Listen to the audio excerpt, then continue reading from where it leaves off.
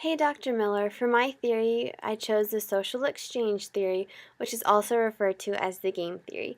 So, in this theory, it normally involves two or more people, and the example that Griffin gave to explain it worked really well. What he set up the scenario as two men were convicted of killing a family of four, and so then they were interrogated separately, and what if one pleaded guilty, then punishment A would happen. If both pleaded guilty, punishment B, and if neither pleaded guilty, then punishment C.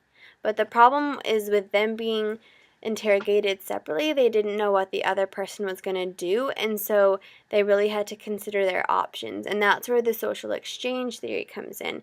It is basically a game of figuring out what your best move is to get the end results, or I guess to beat the system and win in the end. So they refer to this as the matrix. It's just basically a square and divided into four sections. So this is section 1, 2, 3, and 4.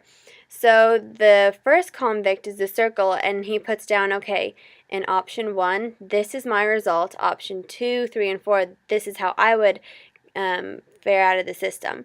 Then convict 2, this would be his results. And so they use this to really weigh their options and to decide which would be the best option to take, whether they should both plead guilty, whether only one of them needs to, or whether neither of them needs to, and they just kind of keep silent. But the tricky thing is they don't know what the other person is going to do, so they have to find a way to kind of beat the game. But that happens through the comparison levels. And so comparison level is basically weighing the positives and the negatives. So if convict 1 said, okay, these are all the positives to option 1 and these are the negatives. So there's 5 positives and only 2 negatives, which would make the magic number +3. But if option 2 had 10 positives and only 2 negatives, then it'd be +8. And so then that would be more attractive. So comparison level is when you are trying to find the most attractive option with the best outcome.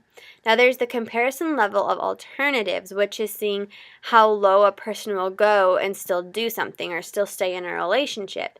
It might be, well, it's only a +2, but it could be a 0. It's not the most attractive option, but at least it's an option, and I'd still fare out okay in the end.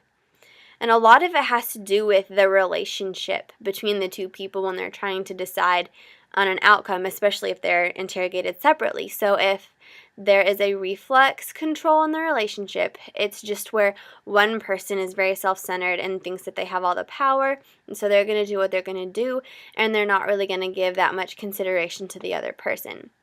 And then there's the fate control part of the relationship, and this can be mutual, where a person is going to act this way no matter what the other person does. So they're going to act in a good manner or a bad manner, and the other person can decide how they want to respond to it. But it can be mutual, which is a good thing, especially in the case where the two people might end up having a death sentence.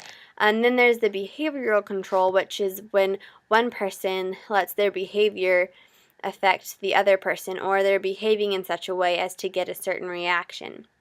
And so that really plays into effect on how they're going to plead in the case, or if they're going to admit it or not. And so a lot of it has to do with the control in the relationship and how they see the other person. So when they look back at this thing, which is the matrix, they say, okay, I fare out really well in this one, but they don't. And so if they see themselves as somebody who is the one who's in charge and they're going to do whatever they want, they don't really care, the reflex control, then they might say, well, I have more positives than this person, I don't really care about it. So they're just going to pick that one.